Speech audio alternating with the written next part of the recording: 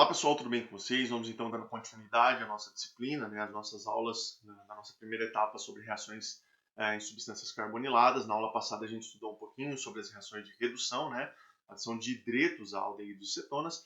E hoje a gente vai estudar também uma segunda classe muito importante de reações, que é a adição de aminas a aldeídos e cetonas. Tá? São reações muito importantes, principalmente do ponto de vista da indústria farmacológica, né, da indústria de preparação de drogas para consumo humano, né, para o tratamento de doenças. Então, trazendo aí para o lado industrial, polímeros, materiais, né, são reações extremamente importantes e a gente precisa aqui focar e aprofundar um pouquinho o nosso conhecimento, né, introdutório sobre essas reações de adição de aminas, né, aldeídos e cetonas. Leitura complementar para a aula, capítulo 18 do Paula Bruce e capítulo 17 do Peter Volhard. Bom, a primeira coisa que a gente tem que colocar assim e deixar bem estabelecido. Toda vez que nós adicionarmos uma amina primária, tá? Então vamos falar de uma amina primária onde nós temos, vou desenhar ela aqui estrutural, um grupo R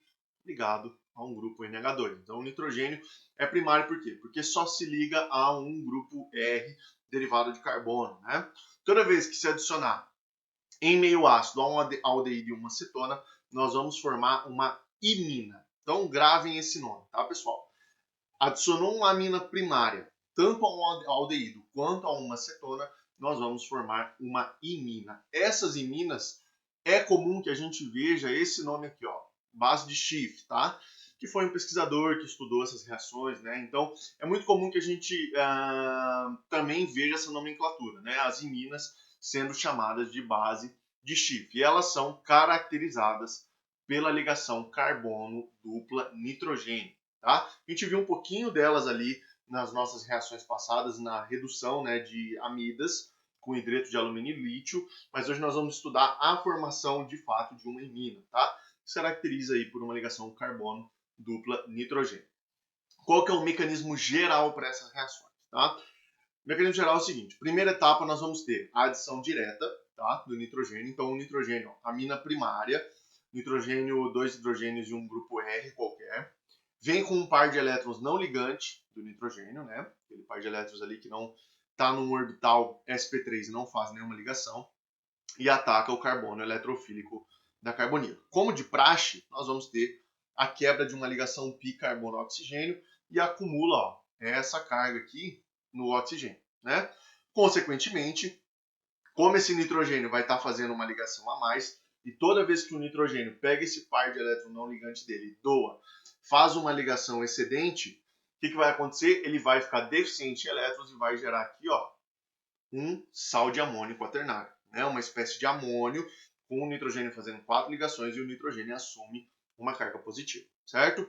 Tendo isso, o que vai acontecer? Nós vamos ter um equilíbrio sendo estabelecido, e é importante falar do equilíbrio porque essas reações acontecem todas no equilíbrio, né? Então elas podem ir e voltar, e existem fatores que a gente precisa controlar para garantir que elas cheguem 100% no produto, né? Então vai estabelecer um equilíbrio.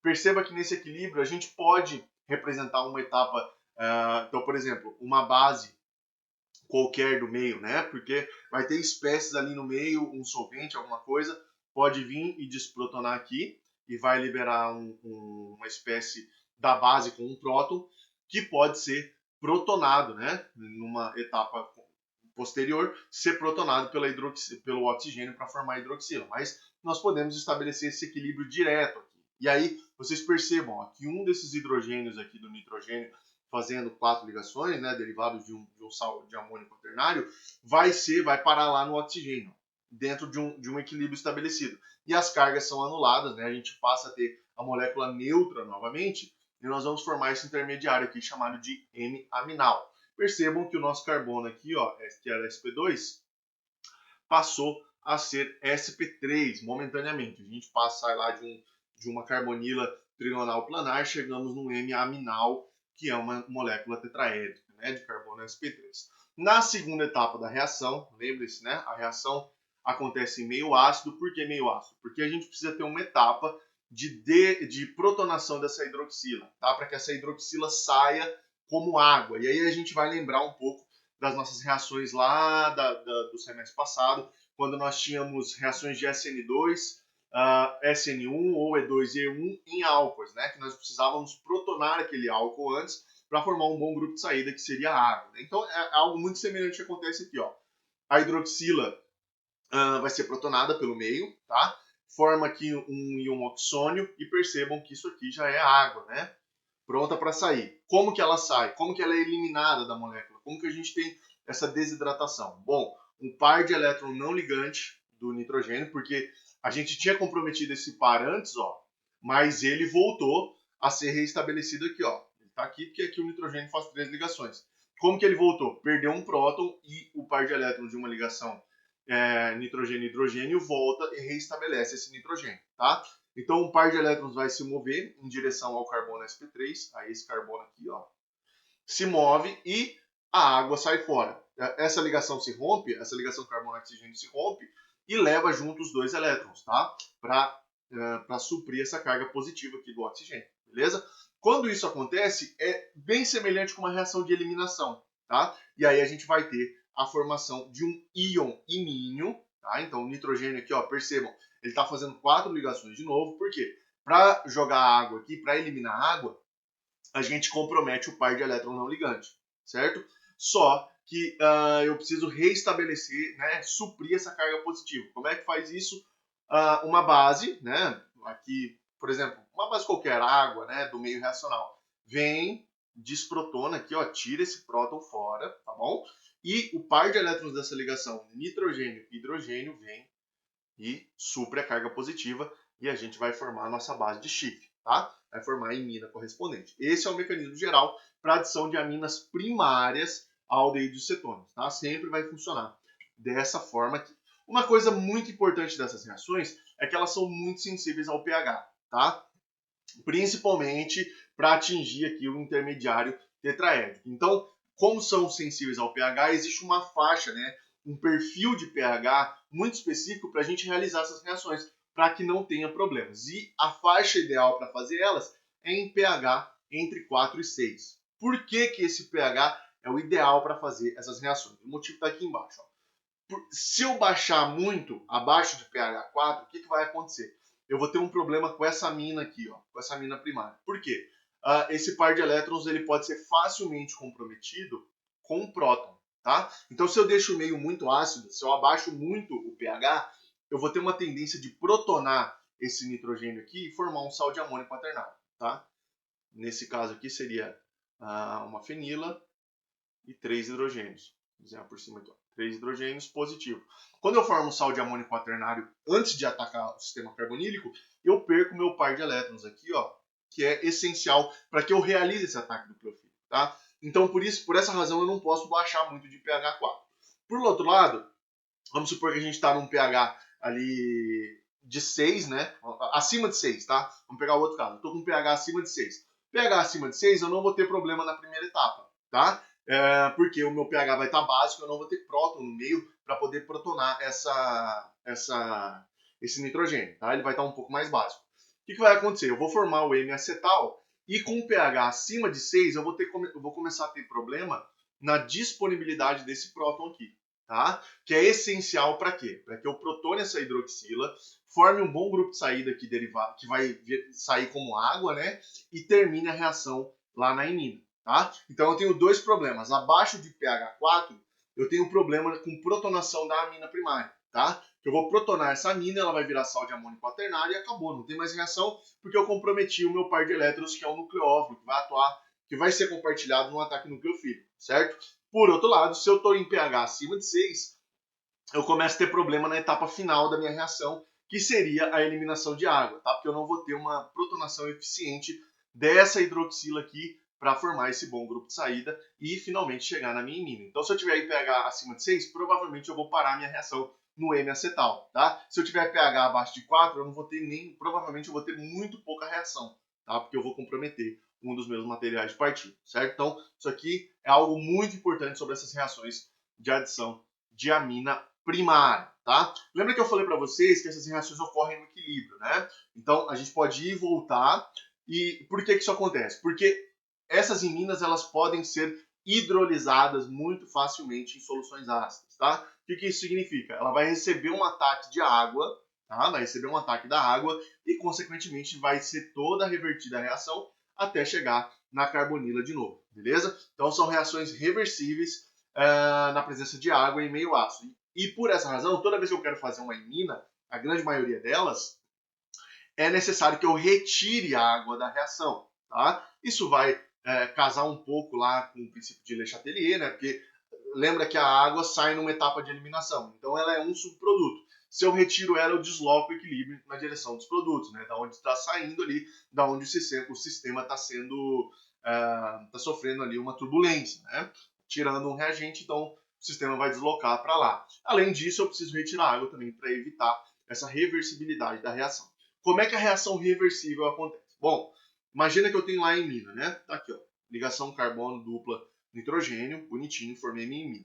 E aí eu tenho um meio ácido, né? É necessário que a gente tenha um meio ácido, mas o meio ácido já está lá por quê? Porque a gente precisa fazer essa reação em meio ácido para ter aquela etapa de eliminação de água, tá?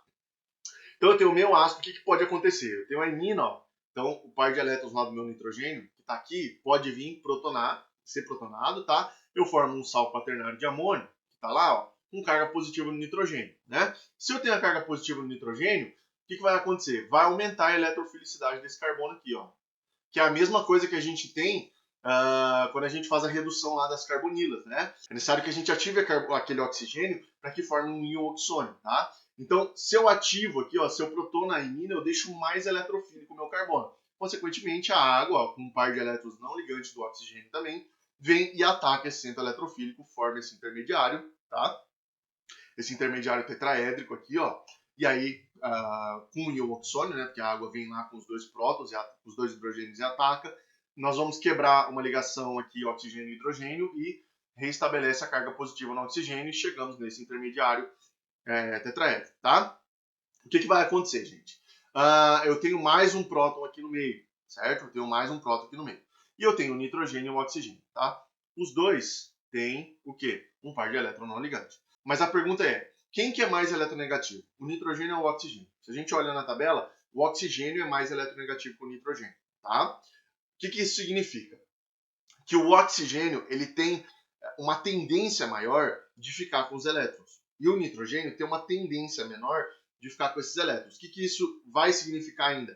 Que o nitrogênio tem uma tendência maior em compartilhar esses elétrons. Então, se eu tenho um próton aqui no meio, nitrogênio e o oxigênio, ambos com dois elétrons não ligantes, para poder atacar esse próton, quem que vai preferir atacar esse próton? O nitrogênio, porque ele é menos eletronegativo, tá? Ele prefere menos ficar com elétrons do que o oxigênio. O oxigênio tem mais atração por elétrons.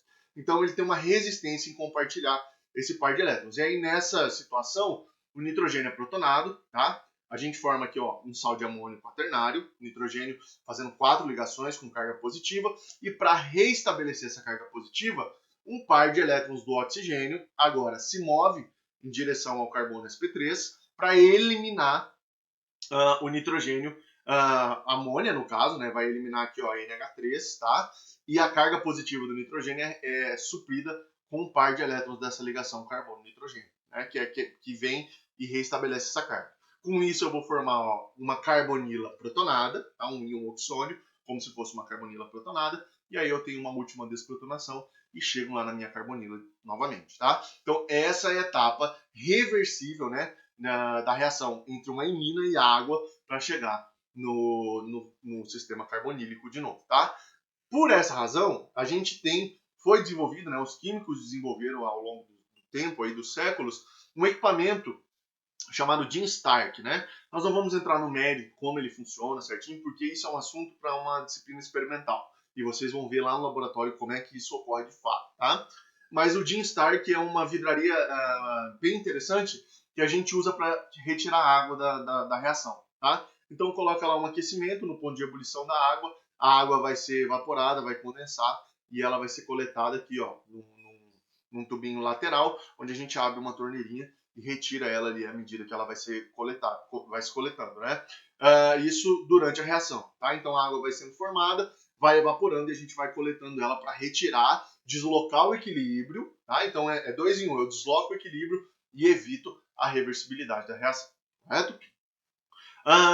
Falamos até aqui da adição de aminas primárias. Nós também temos a adição de aminas secundárias, tá? Tá ali, eu vou desenhar a estrutural aqui, ó.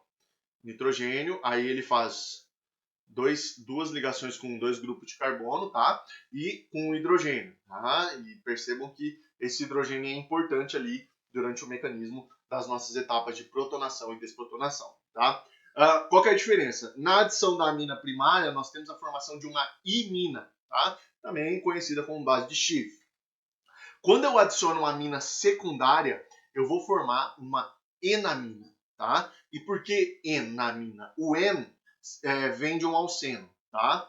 Que fica conjugado com uma amina, com um nitrogênio fazendo 3 ligações com grupos de carbono, tá? Vai formar as enaminas. Então, percebam, usei uma amina primária, eu formo uma imina. Usei uma amina secundária, eu formo um produto diferente, que é chamado de enamina, né? Derivado de um alceno. A gente vai ver o mecanismo e vamos tentar ali observar a principal diferença entre o mecanismo de uma adição de uma amina primária e de uma amina secundária. Lembrando que essas aminas secundárias também serão adicionadas a aldeídos e cetonas, certo?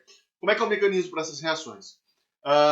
Meio ácido também, tá? Tudo certo, tudo em meio ácido para ter aquela etapa de eliminação da água, né? Então, primeira etapa, adição da amina secundária, é a mesma coisa, vem com um par de elétrons não ligantes lá do nitrogênio, ataca, forma esse intermediário, a gente chama isso aqui, ó, de ziltério, tá? É uma palavra em alemão, tá? Que ziltério significa uma espécie que tem uma carga positiva e uma negativa ali na mesma espécie que se anulam, né? Que se neutralizam. Então a gente tem aqui a espécie zilteriônica, né? A gente já falou disso no semestre passado, mas só relembrando. Temos a espécie zilteriônica, nós vamos ter um equilíbrio, né? Que vai passar um desses hidrogênios aqui lá para o oxigênio e chegamos aqui, ó, na nossa espécie neutra, né? Hidroxila e o nitrogênio fazendo 3 ligações com um par de elétron não ligante. E eu preciso ter meu meio ácido. Para que meu meio ácido? Para protonar essa hidroxila, forma aqui a água, ó, meu bom grupo de saída, né? Que sai facilmente. Como é que essa eliminação ocorre? Um par de elétrons não ligante lá do nitrogênio se move em direção a esse carbono aqui, tá? E elimina a água. Beleza? Até aqui é a mesma coisa que a gente viu anteriormente. Aqui a gente precisa mostrar aqui, delinear a pequena diferença entre os dois mecanismos que vão levar a produtos diferentes, tá? Quando eu cheguei aqui, ó, isso aqui parece uma imina, né? Nitrogênio fazendo dupla com o carbono. Entretanto, quando a gente tinha a formação da imina, quando a gente chegava nessa etapa aqui, eu tinha um hidrogênio, né? Deixa eu voltar aqui, ó. Deixa eu voltar. Ó, tá vendo aqui, ó? Eu formava a imina e eu tinha o que aqui, ó? Eu tinha um hidrogênio, tá? E eu poderia desprotonar esse hidrogênio, eu tiro esse hidrogênio da molécula, reestabeleço a carga positiva, né? Supra essa carga positiva do hidrogênio, forma a imina e tá tudo certo. Entretanto, aqui, ó, eu não tenho nenhum hidrogênio ligado no nitrogênio para ser desprotonado e para já suprir essa carga positiva aqui que está no nitrogênio. Para que isso aconteça, eu preciso desprotonar um hidrogênio que esteja em posição beta a esse nitrogênio. Então aqui, ó, o nitrogênio está aqui. Aqui é a posição alfa e aqui a posição beta, tá? Que esteja em posição beta. E aí eu vou ter o suprimento da carga positiva do nitrogênio. Como? Eu venho com uma base aqui, ó, retiro esse próton, tá?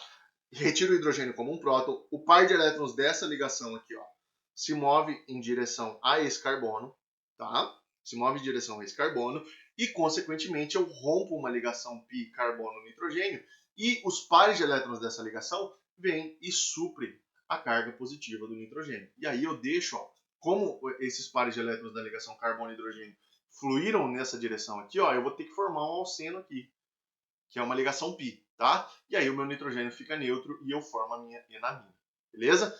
Obviamente, são reações sensíveis ao pH também, porque eu tenho as mesmas etapas iniciais, né? Eu preciso ter a minha amina disponível, né? O par de elétrons não ligantes do nitrogênio disponível, e preciso ter aqui no final a minha etapa de eliminação de água que acontece em meio ácido, tá? E também, obviamente, são reações sensíveis à presença de água, que elas são reversíveis.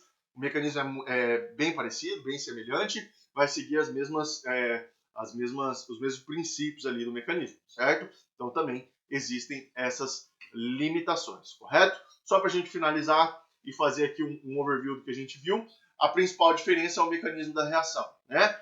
E nesse mecanismo, o que vai mudar se eu acesso uma imina ou uma enamina é a presença de um hidrogênio no íon imínio, tá? Então veja lá, quando eu reajo uma amina primária, eu formo o íon imínio aqui, ó, e eu tenho esse hidrogênio. E aí eu venho com uma base aqui, ó, desprotono esse hidrogênio e supro a carga positiva do nitrogênio, formei minha imina e acabou a conversa, tá? Tudo certo. Entretanto, quando eu faço a reação com uma amina secundária, o que acontece? O meu hidrogênio que eu tenho, porque eu só vou ter um hidrogênio, né? Ele já se compromete lá no início. E quando eu chego no íon imínio, o que acontece? Eu não tenho um outro hidrogênio ligado no nitrogênio como eu tenho aqui em cima, na amina primária, tá? E aí eu preciso desprotonar um hidrogênio em posição beta, tá? Para haver esse fluxo de elétrons e suprir a carga do nitrogênio, e com isso eu vou ter a formação de um alceno, tá? Ligado em posição alfa, né? Ao nitrogênio, e nós vamos chamar essas moléculas aí, essas substâncias, de enaminas. Certo, pessoal? Essa foi a nossa aula de hoje. Muito obrigado pela atenção de vocês. Nos vemos no nosso próximo encontro. Um forte abraço a todos.